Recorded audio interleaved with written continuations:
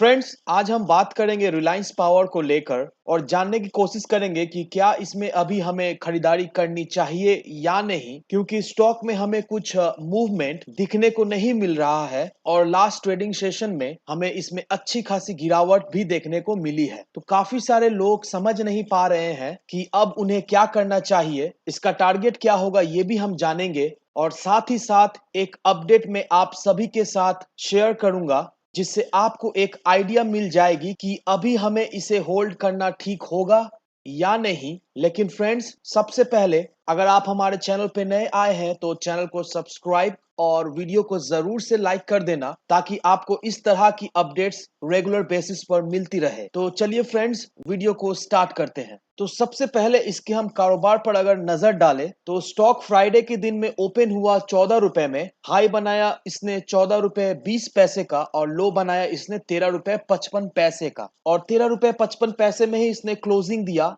4.91% के गिरावट में। तो इसमें हमें एक अच्छी खासी क्लोज टू 5% की हमें इसमें गिरावट देखने को मिली लास्ट ट्रेडिंग सेशन में।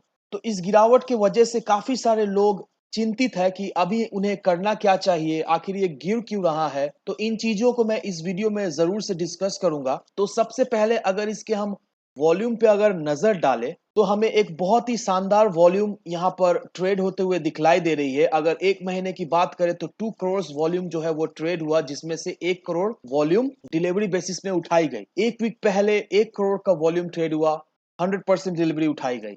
थर्सडे को इसमें 1 करोड़ का वॉल्यूम ट्रेड हुआ, जिसमें से 100% उठाई गई डिलीवरी, और फ्राइडे के दिन भी 2 करोड़ वॉल्यूम जो है वो ट्रेड हुआ, जिसमें से 2 करोड़ डिलीवरी उठाई गई। तो डिलीवरी के मामले में ये काफी जबरदस्त हमें इसमें डिलीवरी दिखलाई दे रही है, अगर हम बात करें एनएससी और बीएससी में। लेकिन इतनी अच्छी डिलीवरी के बावजूद भी ये स्टॉक हमें क्लोज टू 5% टूटता हुआ दिखलाई दिया लास्ट ट्रेडिंग सेशन में। तो दोस्तों, एक ही बात कहना चाहूंगा कि डरने की कोई बात नहीं है, क्योंकि हम लोग सभी जानते हैं कि लास्ट फ्राइडे आखिर हुआ क्या था। जिन लोगों को नहीं पता है उन लोगों को मैं बताना चाहूंगा कि जैसा कि आप देख सकते हो कि लास्ट फ्राइडे में ऑलमोस्ट सभी इंडाइसिस में हमें बहुत ही जबरदस्त गिरावट देखने को मिली है। तो हम ये भी कह सकते हैं कि इस वजह से भी रिलायंस पावर में हमें गिरावट देखने को मिली क्लोज टू 5% की।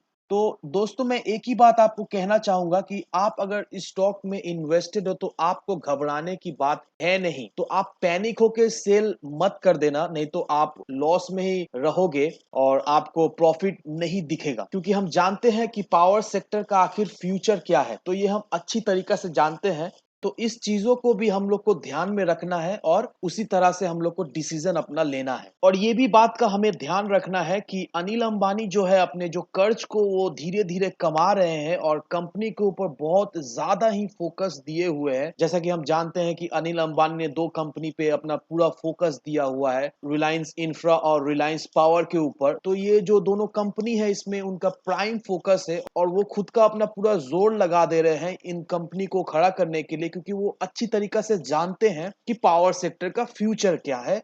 तो यहाँ पर देखिए दोस्तों, ये बहुत ही इंपॉर्टेंट रहने वाली है अगर आप किसी भी पावर सेक्टर के स्टॉक में आप इन्वेस्ट किए हो। तो यहाँ पर क्या लिखा हुआ है दोस्तों, यहाँ पर यही मेंशन किया हुआ है कि इंडिया जो है वो 90 billion US dollar clean energy में इन्वेस्ट किया है। और जो जो कंट्री क्लीन एनर्जी में इन्वेस्ट की है उसमें से इंडिया का जो रैंकिंग है वो 6th रैंकिंग है। तो दैट मीन्स इंडिया बहुत जोरों शोरों से क्लीन एनर्जी के ऊपर काम कर रही है, बहुत जोरों शोरों से इन्वेस्ट कर रही है क्लीन एनर्जी के ऊपर। और यहाँ पर देखिए, तो जैसे जैसे पॉपुलेशन बढ़ रहा है वैसे वैसे जो इलेक्ट्रिसिटी का जो कंजम्पशन है वो भी बढ़ रहा है, और जो पावर कंजम्पशन है वो 1894.7 ट्रिलियन वॉट आवर जो है वो 2022 तक वो बढ़कर हो जाए। तो इससे हम एक अंदाज तो लगा ही सकते हैं कि जैसे जैसे पावर का कंजम्पशन बढ़ेगा वैसे वैसे पावर का डिमांड भी बढ़ेगा, और डिमांड अगर बढ़ेगा तो डायरेक्टली इनडायरेक्टली छोटी बड़ी कंपनी सभी को इससे फायदा मिलने वाली है। और यहाँ पर देखिए दोस्तों, तो यूनियन बजट 2021-2022 में गवर्नमेंट ने 42 बिलियन यूएस डॉलर जो है वो अलॉट किया है पावर सेक्टर के लिए। तो आप देख ही सकते हो दोस्तों कि कितना ज्यादा पैसा जो है वो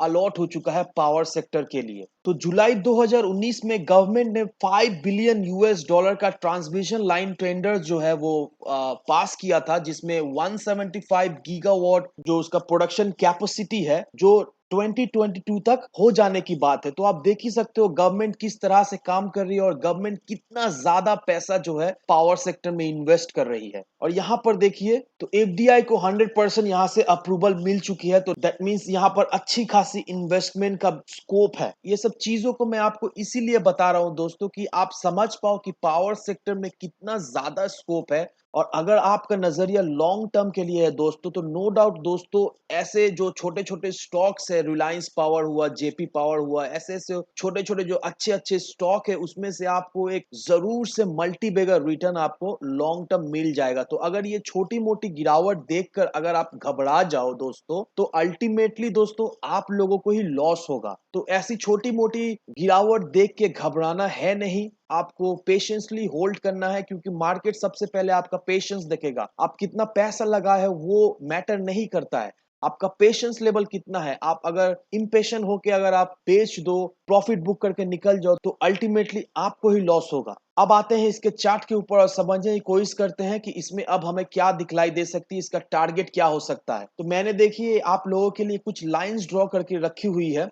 तो ये लाइंस काफी ज्यादा इंपॉर्टेंट रहने वाली है। ये लाइन जो मैंने ड्रॉ करके रखी है 12 रुपीज 75 पैसे का, तो ये काफी ज्यादा इंपॉर्टेंट सपोर्ट लेवल रहने वाली है आर पावर के लिए। तो अगर आर पावर ये सपोर्ट लेवल को ब्रेक करता है तो हमें गिरावट देखने को मिल सकती है, लेकिन मुझे ऐसा लगता है नहीं कि आर पावर इस लेवल को ब्रेक करेगा। तो दोस्तों आप एक चीज को नोटिस कीजिएगा कि ये जो स्टॉक है इसी लेवल के बीच में कंसोलिडेट कर रहा है। तो अगर आप कोई भी फ्रेश एंट्री लेना चाहते हो दोस्तों, तो ये लेवल में आप खरीदारी कर सकते हो, क्योंकि ये लेवल से मुझे ऐसा लगता है नहीं ये लेवल के नीचे स्टॉक जाने वाला है। और एक चीज का ध्यान रखिएगा दोस्तों, 4 रुपए 70 पैसे को जब भी ये स्टॉक तोड़ता है तो ये हमें 16 से 17 रुपए के लेवल में हमें दिखलाई दे सकता है, लेकिन उसके लिए 4 रुपए 70 पैसे का लेवल को इसे तोड़ना पड़ेगा, तभी जाके ये लेवल हमें दिखलाई दे सकती है। लेकिन दोस्तों एक चीज का ध्यान रखिएगा, लॉन्ग टर्म के लिए अगर आप सोच रहे हो तो आपको ये गिरावट से घबराना है नहीं। अगर आप सोच रहे हो कि फ्रेश एंट्री ली जाए या नहीं, तो आप इस लेवल में दैट मीन्स अभी के जो लेवल है उस लेवल में भी खरीदारी कर सकते हो, या 13 रुपए से 12 रुपए 75 पैसे के लेवल में भी आप खरीदारी कर सकते हो। आप फ्रेश एंट्री ले सकते हो, क्योंकि अगर वहां से आप एंट्री ले लोगे तो आपको एक अच्छा खासा रिटर्न मिल जाएगा, क्योंकि ये स्टॉक इससे नीचे जाने वाला है नहीं। दैट मीन्स 12 रुपए 75 पैसे से नीचे जाने वाला है नहीं। और ऐसा मुझे लगता है कि इन फ्यूचर में हमें बहुत ही जल्द ये स्टॉक हमें 18 रुपए के लेवल में ट्रेड करते हुए दिखलाई देगा। तो दोस्तों एक बात का जरूर से ध्यान रखिएगा कि ये जो वीडियो है मैंने आपके एजुकेशन पर्पस के लिए बनाई हुई है। तो कोई भी निवेश करने से पहले अपनी खुद की रिसर्च या फिर अपने फाइनेंशियल एडवाइजर से जरूर से एडवाइस ले लेना। वीडियो अगर आपको पसंद आए तो लाइक शेयर सब्सक्राइब जरूर करना। तो चलिए फ्रेंड्स, मिलते हैं हम अगले वीडियो में।